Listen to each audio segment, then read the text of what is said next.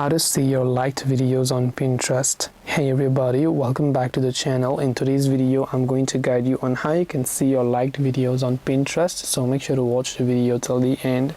In order to see the liked videos on Pinterest, if you open the Pinterest app here, so let's say I happen to like a certain pin over here, right? So I'll just tap on this option, or maybe I select a certain pin and then I just maybe like it for some reason or whatever else here, right?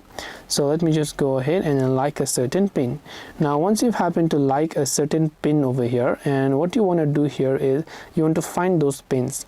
Just come to the save tab or the account like icon from the bottom right, then tap on the profile icon from the top left of the screen.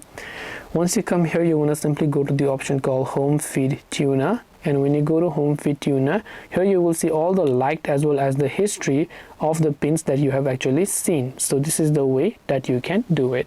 So this way you can find your liked pins on Pinterest. Hope this video was very helpful. If you have got any more questions, feel free to also leave them down in the comment section below.